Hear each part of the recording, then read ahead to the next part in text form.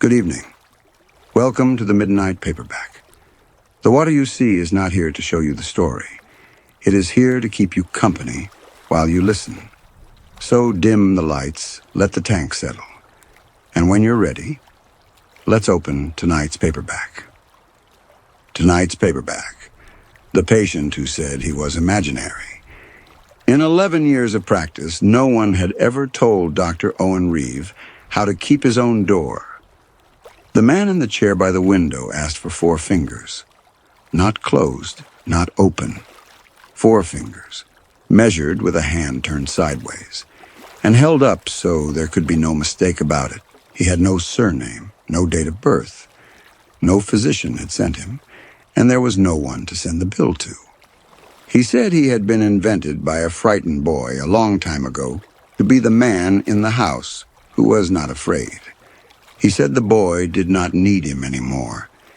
He said he had come to be let go of. Part 1. The Open Door. Owen left it that way. "Thank you," the man said. He was somewhere near 50, though he wore it lightly, gray at the temples. A stillness to him. He sat without crossing his legs, both feet on the floor, his body angled so that he did not block the line between his own chair and the door.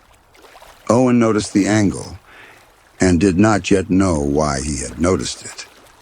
It was, Owen would think later, a good hour to be interrupted. He had reached the settled middle of a settled career. He was known, in the modest way a careful clinician is known, for a manner rather than a method. Colleagues sent him the ones who would not talk, the clenched ones, the ones who had already run through 3 therapists and a bottle of something. He got them talking. Residents asked him how. He never had a good answer. "You make the room safe," he would say. And they would write it down as though it meant something, and he would feel a small private fraud in it, because he did not know how he made the room safe. He only knew that he could, and always had been able to from the first day, as though the skill had been installed rather than learned. "I should take some history," he said. "Let's start with your name." "Ames." "First or last?" "Ames," the man said again, kindly, as though the distinction were one he would have liked to help with and could not. The intake sheet lay on the arm of Owen's chair, with almost nothing on it. In the box for reason for visit, in a hand that leaned slightly backward, the man had written, "I would like help leaving." "Leaving," Owen said. "I've stayed somewhere too long. I'd like to go, and I'd like to do it properly." He said it like a debt he intended to settle. "I know that isn't what people usually bring you." Owen wrote presents with desire for closure, then clarify. He kept his voice level and warm, the register he used for the frightened ones, low and unhurried. "Then tell me where you've stayed too long." Ames looked at him for a moment. It was not a challenging look. It was the look of a man testing how much weight a floor would take. "I belong to a boy," he said. "He made me when he was small, because he needed somebody in the house who wasn't scared. He's grown now. He doesn't need me. I've known that a long while, and I can't seem to go on my own." He moved one hand, faintly, taking in the room, the pad, the open door. "I thought this is where people come to be let go of." The clinical voice in Owen wrote several careful words. Delusional system, well organized, non-threatening, rich internal logic. It was, professionally, an interesting hour. He had treated stranger architectures than this and helped the people inside them find their exits. "Made by him," Owen said. "You mean, as you understand it, that you are not—" "I mean what I said," Ames said. "I'm not muddled about it. You'd like me to be muddled, because the other thing's harder to sit across from. But I'm not." Owen set the pad on his knee. Beyond the 4-finger gap, the waiting room was quiet. the receptionist's chair creaking as she moved. Real sounds. A real building. The man in front of him had a shadow and had left prints in the carpet and had signed a sheet at the desk. Whatever this was, it was not nothing sitting in the chair, and Owen took a certain professional comfort in that. You could work with a man who was really there. "All right," he said. "Then let me tell you how I work so there are no surprises later. I'm not going to argue with you about what's real. That isn't the job, and it's rude besides. What I intend to do is get curious with you about why leaving has become urgent now, at this particular point rather than 5 years ago. In my experience, things surface for a reason. Something shifts on the outside, and the inside comes up to meet it." Ames listened to all of it without moving. "That's near enough the same speech," he said. "You always did tell people what you were about to do to them before you did it. It's a kindness. It also keeps them sitting still." Owen let that pass. He had heard stranger flatteries from stranger patients. Ames looked then at Owen's chair. Not at Owen, at the chair. "You don't sit square to a room," he said. "Never have. You keep yourself a few degrees off it so you can see the door without turning your head." Owen became aware of his own chair beneath him, angled, as it happened, a few degrees off the door, as it had been in every office he had ever worked in, as it was at home at the kitchen table. "Anyone can watch a man sit down," he said. "They can," Ames agreed, and let it go, which was somehow worse than if he had pressed. "Tell me about the boy," Owen said. He told Kate about it that night over the last of the dishes in the harmless, strange one voice, the one that meant no. "New patient today. Walk in. Believes he's somebody's imaginary friend. Come to file for retirement." Kate laughed, one hand on the low shelf of her belly, 7 months along and finding the counter useful, now for balance. "That's the saddest thing I've ever heard," she said. "Poor man. Can you fix him?" "I can help him find out what he's actually asking for," Owen said. That's usually the job." She looked at him, still smiling, and then her smile changed by a degree. "You okay? You've got your face." "What face?" "The one where you've gone somewhere and left the porch light on so nobody worries." "I'm fine," he said, and mostly meant it, and put the last plate in the rack, and did not tell her that on the walk from the office to the car he had noticed, for the first time in his life, that he had left the office door open behind him exactly 4 fingers wide, and that he had not decided to. The nursery was the small room at the end of the hall. They had painted it the week before, a soft green Kate called Sage, and Owen privately called the color of a swimming pool at dusk. There was a crib, half-built, 2 bolts still in their paper bag on the floor beside it, a lamp, a rug with a whale on it. Owen went in to turn the lamp off before bed. At the door, he stopped. He had pulled it not quite shut. A gap. He looked at the gap, and it was, he judged without wanting to judge it, about 4 fingers wide. He closed it the rest of the way and stood in the dark hall with his hand on the knob for longer than a man needs to close a door. His own father had been a shouter, not a hitter. Owen wanted that on the record even now, even alone in a hallway, the way the son of such a man always wants it on the record. A shouter, a door slammer, a man whose moods arrived in the house ahead of him, so that a boy learned to read the engine in the driveway the way sailors read a sky. There had been no calm man in that house. Owen had understood, young, that if he wanted one, he would have to keep him somewhere the shouting could not reach, which was nowhere in the house, which was therefore behind his own eyes, in the one room his father had never found the way into. He had not thought about any of that in years. He thought about it now. with his own child 2 months out, and his own voice, he realized, already lowered by lifelong habit to the register that keeps a house quiet.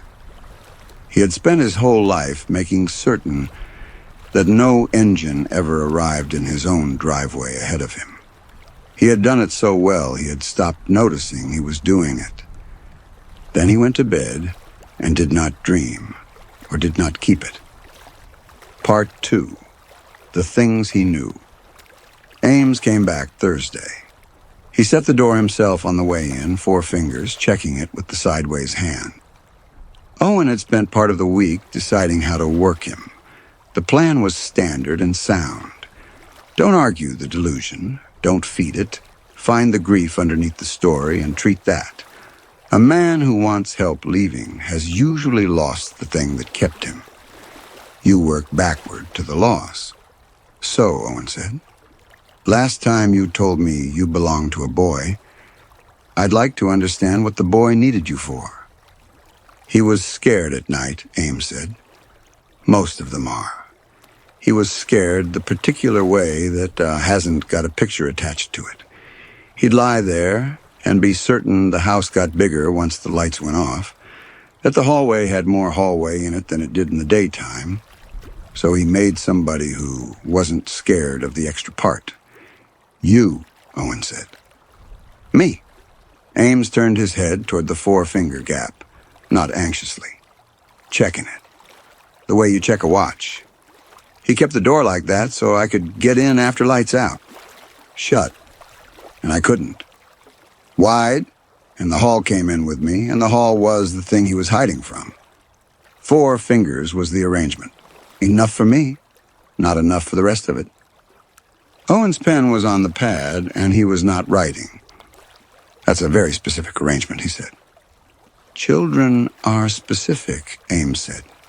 It's the grown ones who go vague. You'd know.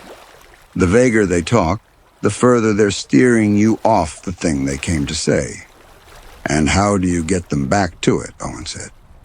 It came out before he had decided to ask it. You asked twice, Ames said. Same question. Softer the second time. First answer's the one they brought with them. Second one's the one they came to give you and couldn't. Owen's hand had gone still on the pad. He did do that. It was, in fact, the closest thing he had to a signature, a small technique he was quietly known for, a thing he could not remember learning and had assumed he had worked out himself. Ask it twice, gentler the second time. The first answer is armor, and the second is the wound. He had said those exact words to a room of young clinicians 2 years ago and watched them write it down under his name. He set the professional voice back in place and held it there. That's a common enough method, he said.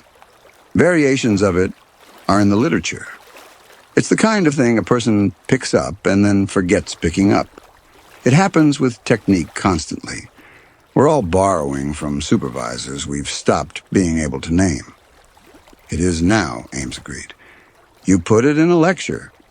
He said it without weight. A man noting the weather. Hold on to that as long as it works. I mean it. Use the explanations that fit until they stop fitting. Owen decided that night to do the sensible thing, which was to catch the man out. He was not a fool and did not intend to be handled. There was a version of this in which Ames was exactly what the intake sheet suggested. A man in some quiet crisis who had built a story to live in. And there was a version in which Ames was cannier than that. Someone who had read the published work, sat in on a lecture, learned the phrasings, and fed them back across the desk to watch a respected clinician come apart. Owen had seen manipulation wear worse disguises. So he tested the boards. He looked himself up as a stranger would have. The papers were there, 2 of them, and a trade write-up of a conference talk with the "Ask It Twice" line quoted inside it, his name under it in bold. Findable in under a minute by anyone who cared to look. Fair enough? That rung held. A determined man could have that. He slept better that night than he had in a week. For 6 days, the explanation kept its shape, and Owen was careful with it, the way you are careful with a plate you have already glued once. He carried it into the office each morning, and it was still there each evening. He caught himself twice, constructing arguments for it in the car, which is the thing a man does for a position he is defending rather than one he holds. He noticed that and set it aside.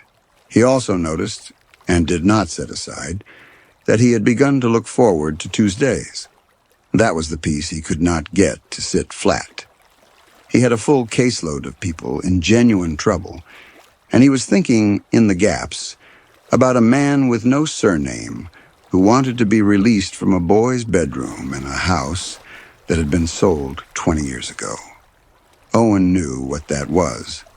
There is a name for that too, and it is not a flattering one. And he had once written a supervisory note about a colleague who had it and had not seen it in himself.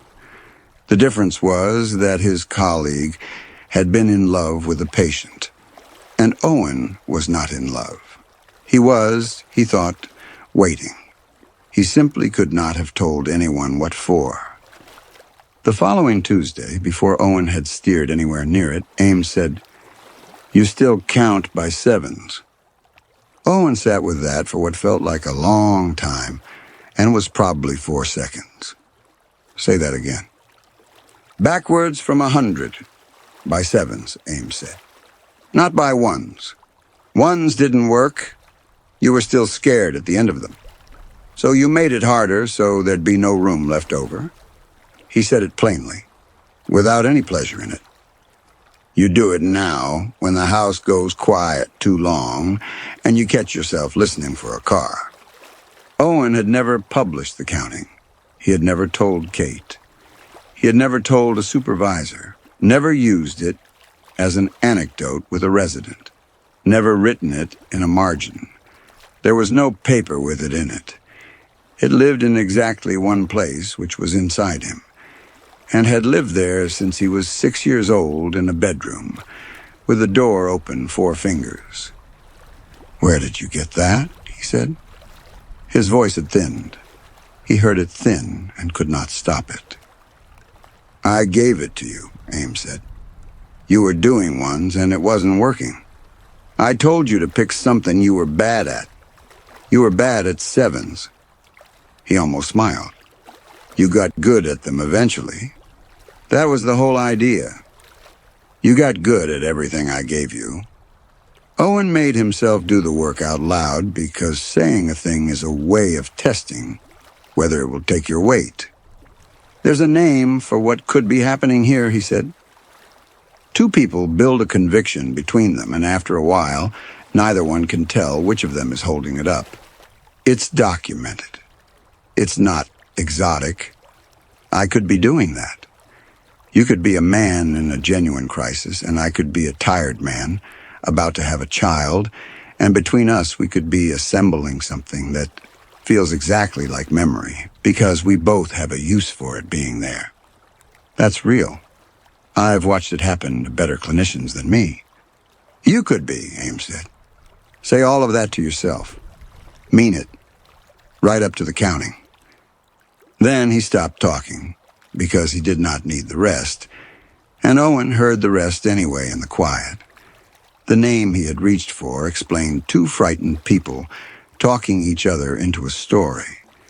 It did not explain a stranger arriving with a number that a 6-year-old had chosen alone in the dark and never once said aloud. "I don't like that you keep being right," Owen said. "I know," Ames said. Owen put the pad down on the desk across the room, which he had not done in 11 years of practice. "You came here for help," he said. "I haven't given you any. I've spent 3 weeks defending myself in a room I'm supposed to be running."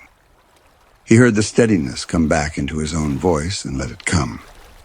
"So, what are you afraid will happen if you leave?" "Nothing," Ames said.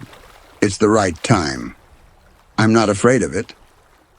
Owen waited the length of a breath. Then he asked it again, softer. What are you afraid will happen if you leave? Ames looked at the 4-finger gap for a while. I don't know where I go, he said. That's the whole of it. A man who dies knows roughly what's happening to him. Nobody's ever told me what becomes of the ones who are only ever needed. He turned his hands over on his knees and looked at them. An old man's gesture, checking for something. I might just stop. The way a room stops when the light goes off. And if I do, then everything I was for is in you and none of it's in me. And I was the latter. He said the last part without self-pity, as a plain description. You take the ladder away after, and nobody thanks a ladder. It was the first thing he had said that he had not already finished thinking. Owen did not reach for a technique. He sat with a frightened man, which was the thing he was actually good at, and had been from the first day and had never once wondered about. I don't know either, he said. I'm not going to pretend to. That's better than the other answer, Ames said. Most people would have taken the other answer, Owen said. Most people want to be told. He waited. Can I ask you something you're allowed to refuse? When did you first know you'd have to go? Ames considered it. The scan photograph, he said. On the fridge, under the magnet from the tile place. You stood in front of it a long while with your coat still on. He looked at his hands again. I've had 30 years of you not needing me much. That's ordinary. Every one of us gets less work as they go. This was different. That was a man about to be somebody's calm.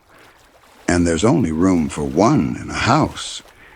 You could have said that in the first hour. I could have.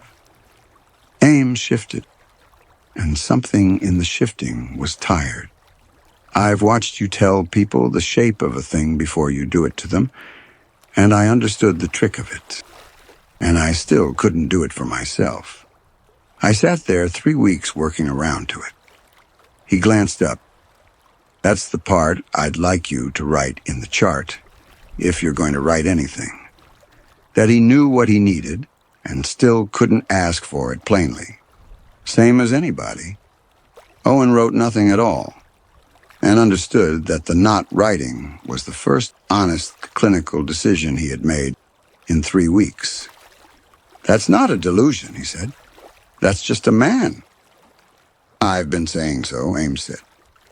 Owen did not sleep well that week, and Kate noticed the way she noticed a subfloor that was not level, without a tool, just by standing on it.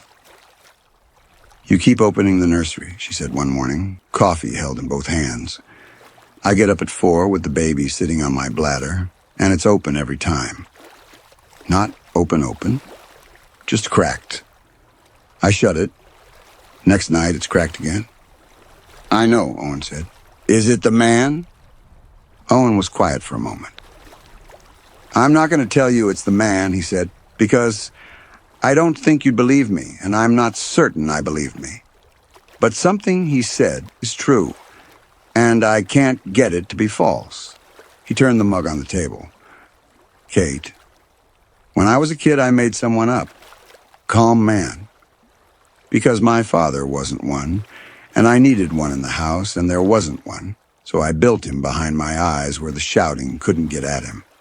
I forgot I did it. You forget the scaffolding once the building's up. He looked at her. I think I've been using him ever since. The voice I use at works. The trick everyone thinks is mine. I think I took all of it off a man I invented when I was 6 and never gave any of it back. Kate did not laugh, and did not tell him he was tired, though he was. She had the good sense not to reach for the nearest comfort. Okay, she said slowly.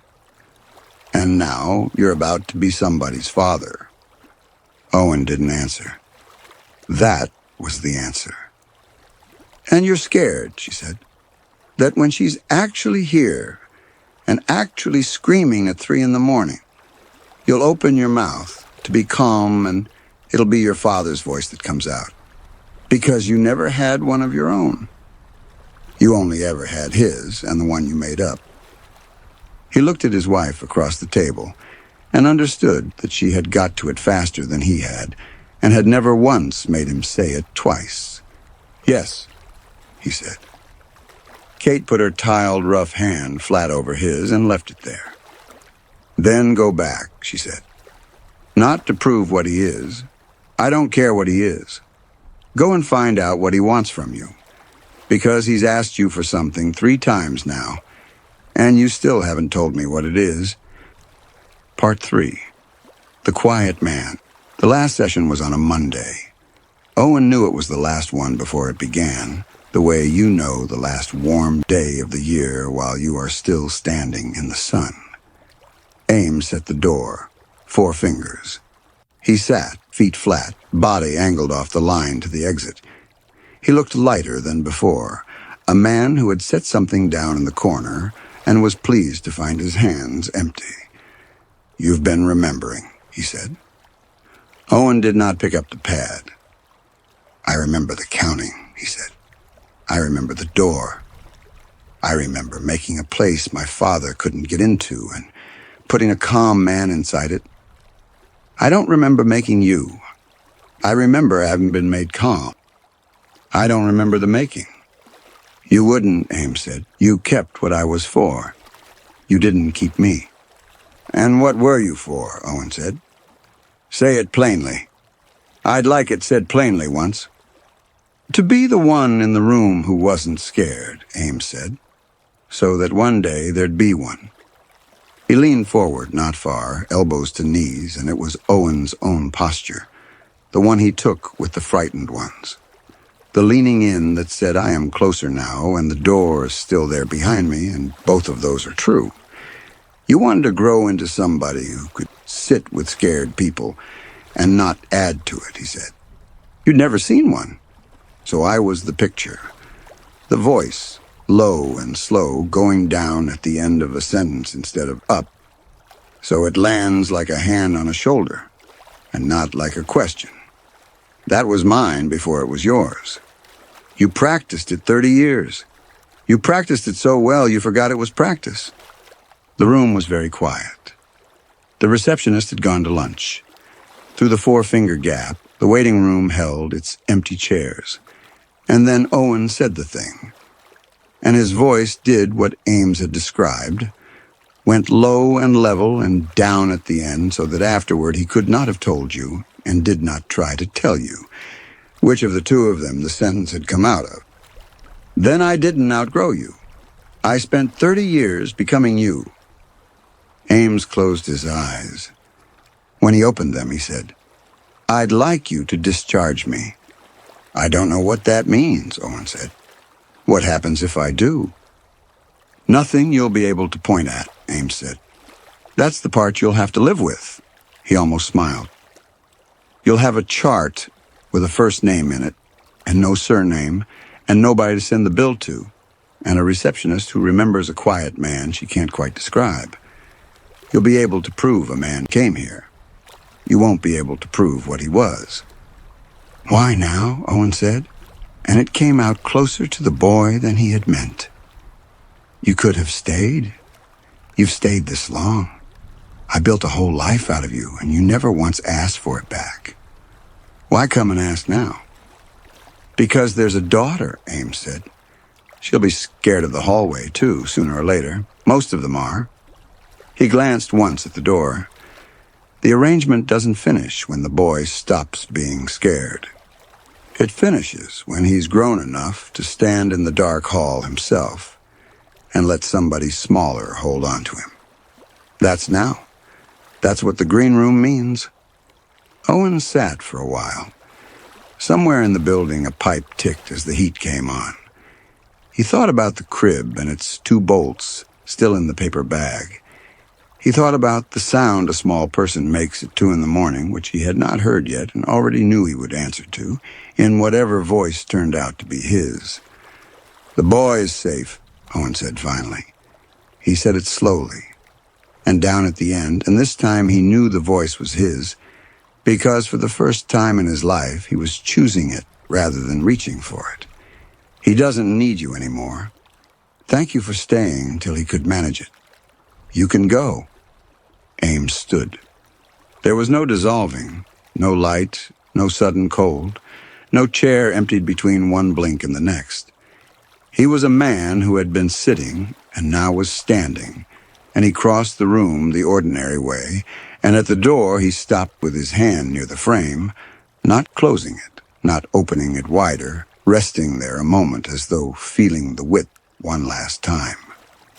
"You'll keep doing the door," he said without turning around. "For a while. Maybe always." He said it kindly. "It doesn't mean I stayed. It means you were loved once by somebody you had to invent." Then he went out through the four-finger gap, which was exactly wide enough, and Owen heard the outer door of the waiting room open and fall shut, an ordinary door, latching all the way. The last page. The baby came in March, a girl, 7 pounds and furious about it, with Kate's mouth and a set of lungs she had plainly got from strangers. They brought her home to the sage green room. Owen had finished the crib the night before, both bolts out of the bag, torqued down hard, the way you do a thing that is going to hold a life. Kate slept. The house was full now in a way it had spent months practicing to be. The first night, Owen laid the girl down and stood over her until his back complained, watching the small machinery of her breathing, how it caught and resumed, caught and resumed. She was not afraid of the room.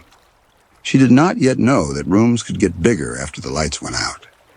He found that he wanted, more than he had ever wanted anything, to be the reason she never had to find out, and to be that reason himself, in his own voice, with nobody behind his eyes doing it for him. Then he turned off the lamp and went to the door. He closed it. All the way, he heard the latch take. He walked down the hall toward his own bed and his sleeping wife, and the ordinary, enormous life waiting for him there. At the top of the stairs, he stopped, one hand on the newel post, and stood a moment in the dark. The house was quiet. The house, he noticed, was the ordinary size. It had not got bigger when the lights went out. Then he went back down the hall. He opened the nursery door. 4 fingers. The width of a hand turned sideways. Enough, not too much. He left it that way and went to bed. And that is where tonight's paperback ends. You've been listening to the Midnight Paperback. If this quiet shelf feels like home, subscribe and return after dark. Until the next story. Good night.